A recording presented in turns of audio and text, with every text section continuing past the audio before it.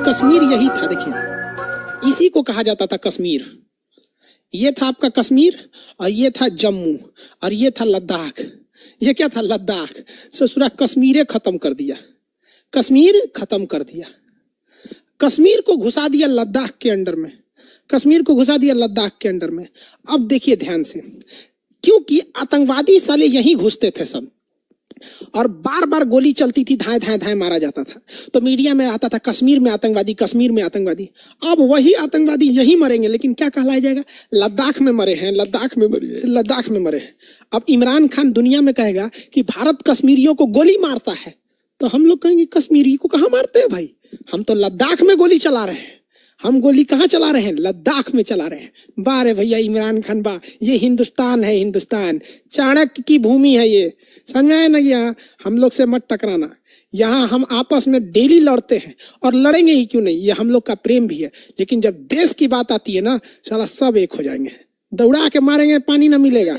और कश्मीर के भी कहते हैं कि हमारे लिए जितना हमारे देश के अन्य भाई हमारे लिए करीबी हैं, हमारे लिए आप जरूरी हैं। चाहे हमारा राजस्थानी भाई हो, गुजराती हो, साउथ इंडियन हो, नॉर्थ इंडियन हो, बंगाली हो, बिहारी हो, हमारा सब भाई है। उतना ही प्रिय है, उतना ही जरूरी है जितने हमारे कश्मीरी भाई हैं। अगर हमें अपने कश्मीरी भाइयों से प्रेम नहीं होता ना, तो कश्मीरी भाइयों को हम आतंकवादी, जब वो बंदूक लेके हमारी सेना पे गोली चला रहे होते हैं, जब उनकी गोलियां खत्म हो जाती है, तो हमारे भारतीय जवान कहते हैं कि बेटा वापस आ जाओ, बंदूक छोड़ दो, तुम्हें कोई गोली नहीं चलाएगा। वरना हमसे ज्यादा गोलियां हैं क्या कश्मीरियों के पास? लेकिन हमें वो उतने ही प्रिय है, क्योंकि वो भारत माँ की औलाद है। कुछ बहकावे से बहक गए हैं, लेकिन हमें ये पूर्ण विश्वास है कि आने वाले वक्त में कश्मीर वैसे ही होगा जैसे हमारे लिए राजस्थान है, गुजरात है, जैसे हमारे राज्य के सभी राज्य हैं, वैसे हमारा कश्मीर होगा। हम ऊपर वाले से यही दुआ मांगते हैं। और इससे कश्मीर कुछ लोगों के बहकावे में आ गए, वरना हमें अगर कश्मीरियों से दुश्मनी रहता ना, तो आप देख सकते हैं ना, अगर वो आतंकवादी बने, उनके घर द्वार जाके मार देता आदमी। अरे हमको तो ये पता है ना कि उनके बाप उकसान से कहते हैं लोग, कश्मीर के लोग, कि फौजियों से आके हाथ जोड़ते हैं, कहते हैं कि मेरा बेटा दहशतगर्द हो गया है, उन्हें आतंकवादियों ने उठा ले गए। हमारे कश्मीरी लोग कहते हैं कश्मीर पे जुल्म होता है, हमारे फौजी सुनते हैं और उन्हें हौसला देते हैं कि चाचा जी आप टेंशन मत लीजिए, हम आपके बच्चे को छुड़ा के लाएंगे। और उस बच्चा जब तक गोली चलाता है, हम लोग काउंटर फायर करते हैं, गोली खत्म हो जाती है, माफी मंगवाते हैं, फिर उसको परिवार को सौंप देते हैं। अगर हमें कश्मीर पर जुल्म करना रहता ना, तो जिनका बेटा आतंकवादी बना है ना, उनकी बाप को, भाई को सीधे खड़ा करके मार सकते, लेकिन हमें सम्मान करते हैं। यही फर्क होती है एक इंसान में और एक जानवर में। समझ में आ गया कि नहीं आ गया? हम कभी कभी सोचते थे कि भारत से पाकिस्तान अलग क्यों हो गया, तो मेरे दादाजी उस वक्त जिंदा थे, वो कहते थे ना कि बेटा जब बदन में कहीं कैंसर हो जाता है ना, तो इंसान उसको काट के निकाल देता है।